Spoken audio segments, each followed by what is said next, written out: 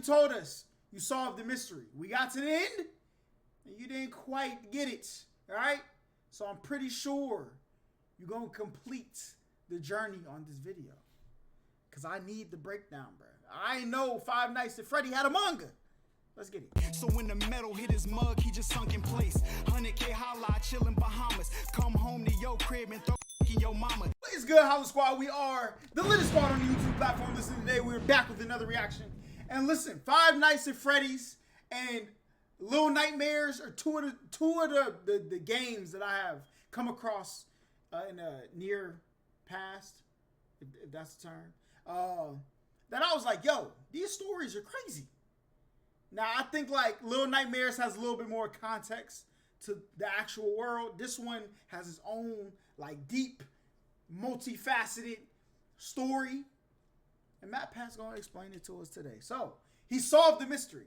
Okay, let's see. At this point, we've solved every lingering mystery from Security Breach. We looked at this thing from top to bottom. Glamrock Freddy, Golden Freddy, the missing Bonnie, the infuriating Patient 46. We connected every detail. Yep. We called every child a robot. And that's where I was happy to leave it. Fnaf dead and buried once more. Except for that time I talked about the potential real-life ARG, but we're just gonna ignore that ever happened. But now, it's reborn yet again, risen from the ashes. With the drop of a brand new DLC teaser a month ago, and the start of a brand new book series literally this week, Fnaf is back. Which means it's time I dive back in and cover the one thing that I was too scared to talk about when I was doing theories earlier this year. It's the one topic that very few have spoken about because it's just so darn confusing. I appreciate that probably doesn't narrow it down a whole bunch because let's face it, most of this game's lore feels that way, but this was on a whole separate level. Fred boys and manga girls, it's time to talk about the Blob.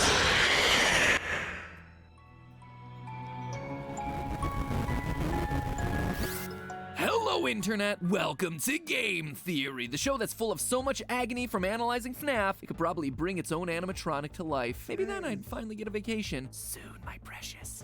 Soon. So, you heard the cold open, there's a new Fnaf book, there's a new Fnaf teaser. But before I get to any of that, there's one topic that all of us left lingering from Security Breach. Everyone's favorite massive animatronic parts and black tentacles, the Blob. Or, as I like to call him, Freddy Spaghetti. On that note, by the way, I don't know if you're aware, but Fnaf is in the process of becoming a real pizza place. Yo, Chuck E. Cheese is done, all right? You're done.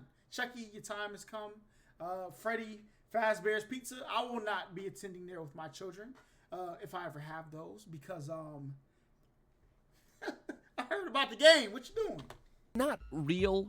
Basically, they're doing the same ghost kitchen stuff that Mr. Beast did for his food company where existing restaurants just make extra food under a different brand. No. Bring Freddy Fazbear, bring the ball pit back, all right?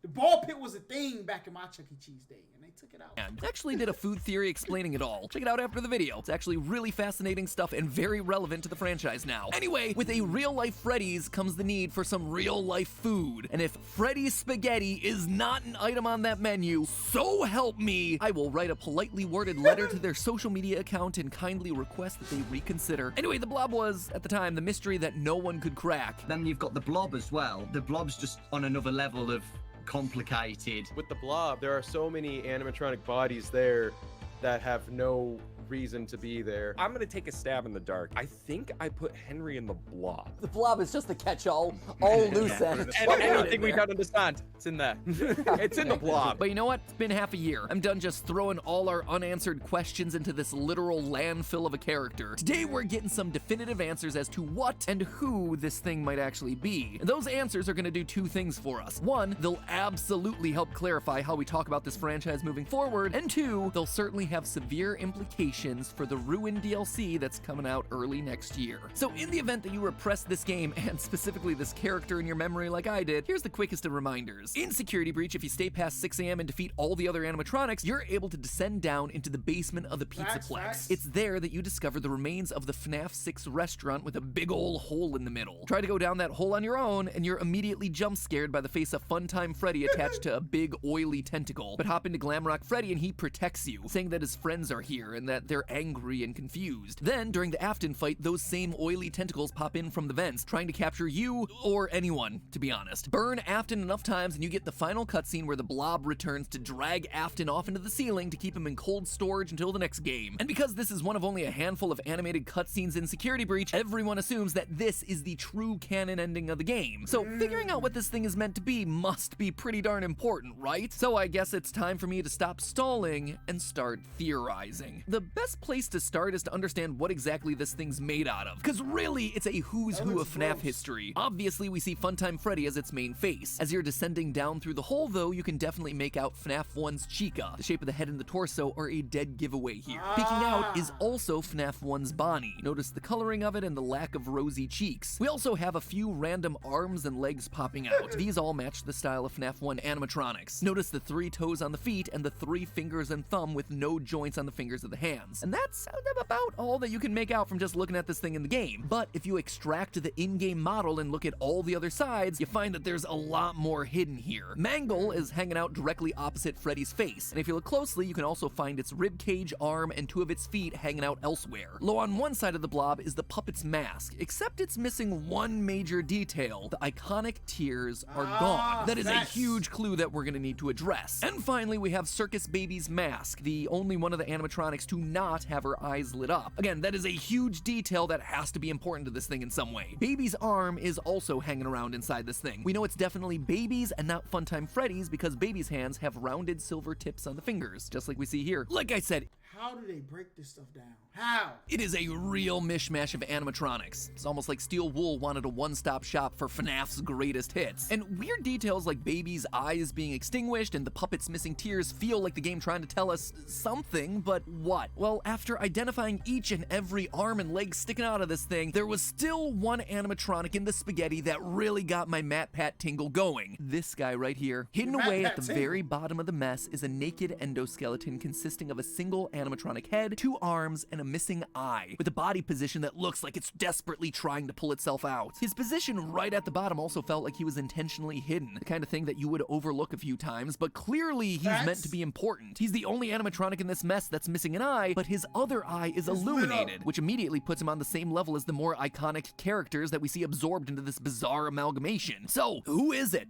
What is it? Just a random endoskeleton? No, couldn't be. But to know for sure, I had to look closer. My first instinct was that it must be Golden Freddy. I mean, looking at the roster of characters inside the blob, pretty much every major animatronic is represented in some way. Freddy, Bonnie, Chica, Foxy, Puppet, Baby, all of them are here, but Golden Freddy is strangely absent. Plus, with the animatronic only having one eye, I thought that maybe it was discreetly hinting at the fact that while the crying child's spirit was released in the good ending of FNAF 3, another spirit remained trapped in the metal. Cassidy, the vengeful spirit, still here and still angry. It felt very reminiscent of the 2 endings of FNAF 3. In case you don't recall, FNAF 3 was the first game in the series to introduce a good and bad ending. Finding all the secret minigames led you to Happiest Day, where the souls of the dead kids are put to rest and we're given a final image of unlit animatronic heads. But if you just finish the game normally, you instead get this, the bad ending. An image of those exact same masks, but each one with one eye lit up. A spirit remains in each body. Well, all of them except for Golden Freddy's mask in the background, which has 2 eyes lit. 2 eyes for 2 spirits. And in the intervening years, 1 has been released. However, despite lots of pieces thematically lining up, there was one glaring issue here. Golden Freddy doesn't have himself an endoskeleton. He's a spring-lock suit. It's why Golden Freddy is always hunched over. He has no skeleton, no frame. So if Golden Freddy's now off the table, who else could it be? Well, obviously his defining feature is that one lit eye. But it's not only that one eye is lit, it's that he's physically missing the second eye. So I sat down and went through my mind's encyclopedia of FNAF lore to remember what other characters only have one eye. Immediately I thought Foxy might make a good contender, except Foxy isn't actually missing an eye. He just has one covered up by an eye patch. Same thing for Withered Foxy. Maybe it could be Lefty, the strange black animatronic bear from FNAF 6 that was designed as a capture suit for the puppet. Nope, the eye that's missing is on the wrong side. You know what? Forget it. Maybe it is just a random endoskeleton because why not? It's Security Breach. But you know what? It's not that either. You see, FNAF 1 endoskeletons are canonically more boxy and streamlined, not this guy. The body in the the Blob is actually closer to the Endo O2 models that we see used in Fnaf 2. Those have thin spring-like coils around their main skeleton. But even then, what we see in the Blob is different. Notice the thick round discs that are directly connected to the skeletal structure. You don't see that in Endo O2s. It's almost like these things' arms are actually its legs. But that doesn't really make a whole lot of sense, or does it? Because there is one animatronic that actually has hands connecting to leg joints. One with an Endo O2 head that's missing its right eye. One with wires hanging out the side and with 4 rounded fingers at the end of each hand. It is the Mangle. Just, you know, it's Mangle's other head. That weird guy who's just kind of hanging out over there on the body. It is a direct match. Okay, gotta be honest with you. I was excited to identify this mystery animatronic, but also, yeah, disappointed. This weird animatronic that's trying to pull itself out of the bottom of the Blob feels like it should mean something special, but Mangle being the answer just feels empty. Like, yeah, we already know Mangle's in this thing. The head is very obvious on the body. So, like so much else inside of this game, it was a mystery that led to a dead end. But hey, now that we have the complete and definitive roster of who's inside this thing, we can actually start to figure out why they're inside this thing. Because these are some weird picks. When last we left everyone, we had Molten Freddy and Scrap Baby. So why do we now have older versions of these animatronics inside the Blob? Also, how do we suddenly have FNAF 1 and 2 era animatronics mixed in when none of these older models were a part of FNAF 6's Fire? Can someone please just use anything other than fire to kill these things? If at first you don't succeed, try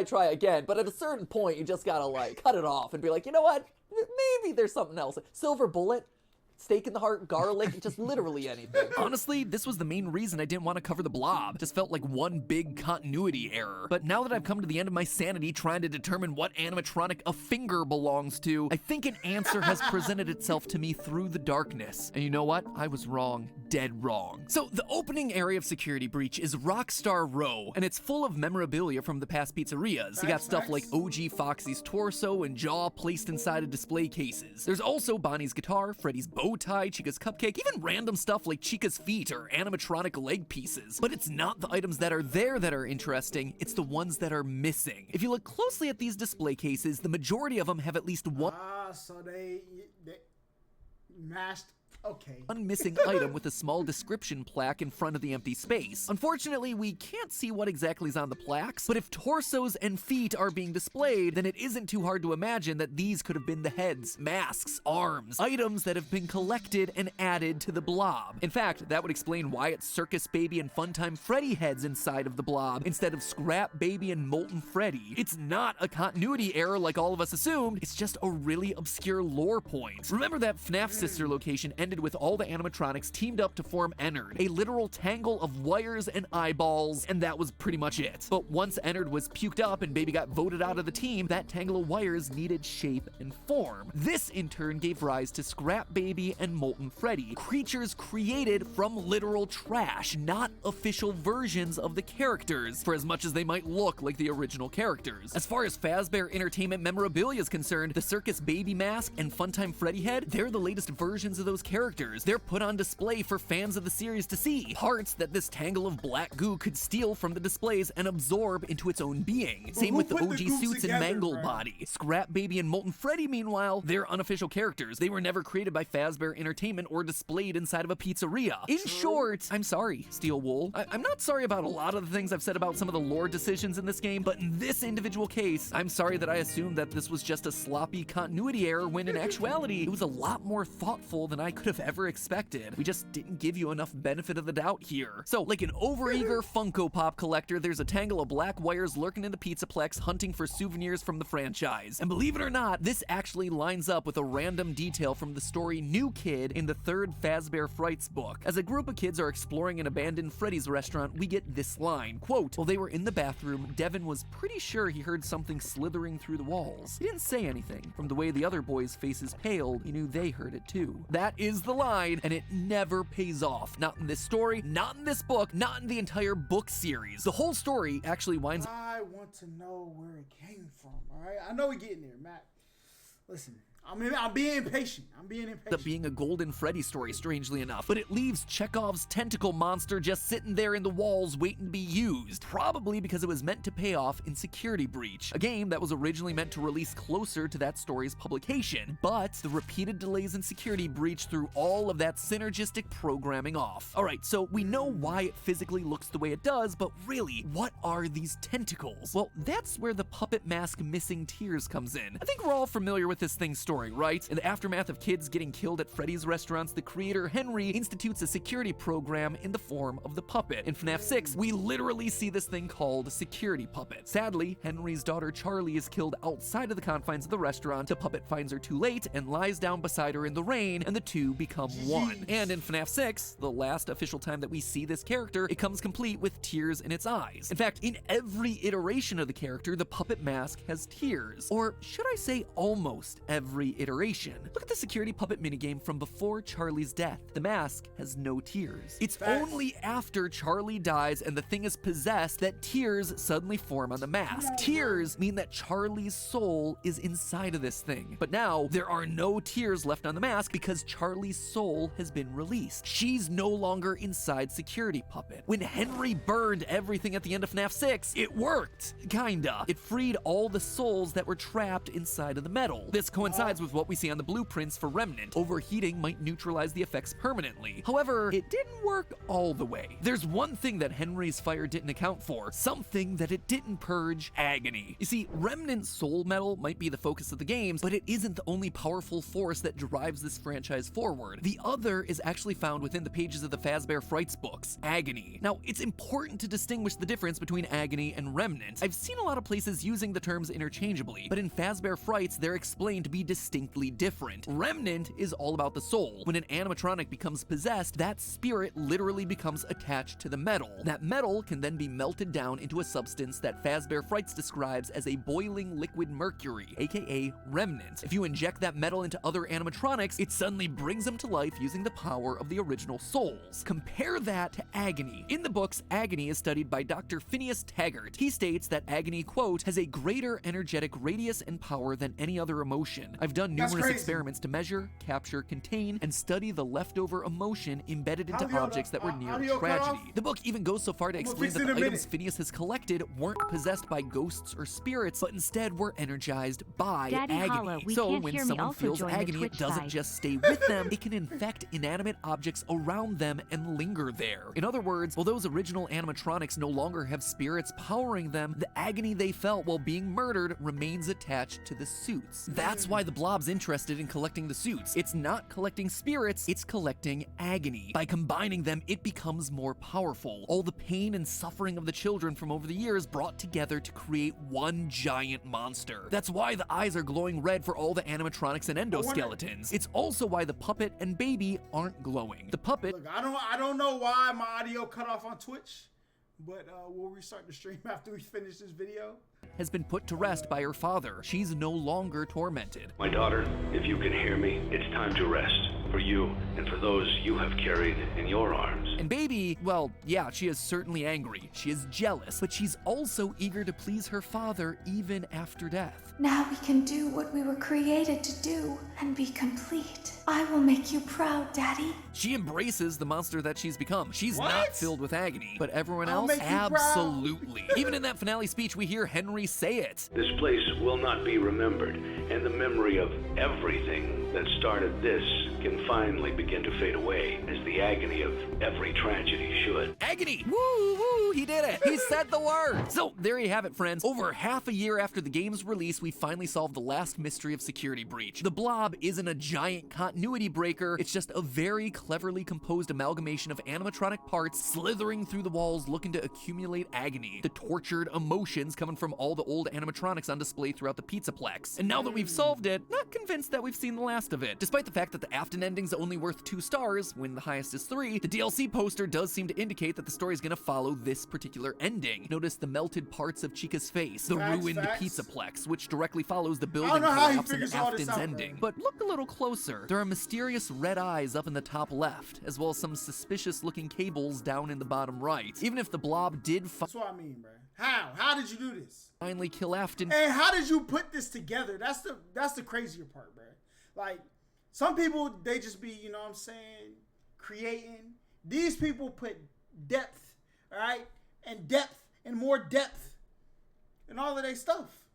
During the ending, the agony would still remain. It perseveres beyond death, and it isn't able to simply let go. In short, the Blob is still very much a threat, something that is more powerful than anything we've ever faced in the franchise. In fact, maybe my previous prediction about the Afton amalgamation could still come to pass. As I called out in a previous theory, in the books, Afton gets mixed up with a bunch of agony, which creates a giant monster trash rabbit. And, isn't that exactly what we're seeing in the ending of Security Breach? Afton mixed in with a bunch of agony parts. I suspect that Afton may be able to take the fact that agony is like the ether from freaking from Marvel, crazy. Control of this thing, overriding the Blob's directionless rage and focusing it in order to wreak havoc on Gregory and whoever this new character might be, just like he does during the Stitch Wraith stories from Fazbear Frights. The only issue is, I'm not sure how we'd be able to stop it. In Fazbear Frights, the solution is to see into people's memories and trap them inside those memories. It's a pretty random power, so it's hard to say how that might work in the games. Unless, of course, this new character is meant to be someone that could remind Afton or the Blob of good memories, bringing them back to reality and quelling the agony within. But that, my friends, is a theory for another day. So in the meantime, remember, it's all just a theory. A game theory. Thanks for watching.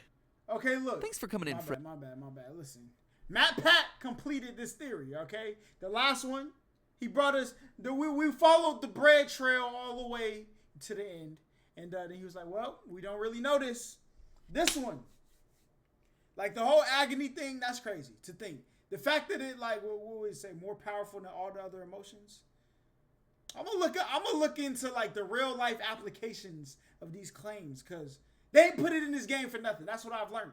Nothing is in video games for no reason. So I'm about to look it up. But look, y'all let me know how y'all feel about this down below. Did y'all come to this conclusion by watching this too? You know what I'm saying? Of course you did. He gave you all the clues, bruh. But until next time I see y'all, peace. Who said we ain't bout it? Test the gang and you'll get touched. She ride it, Kawasaki, roll my blunts and keep it quiet. Money is the motive, so we keep it on our mind. You'll get put in the stretcher, yellow tape, so please don't try.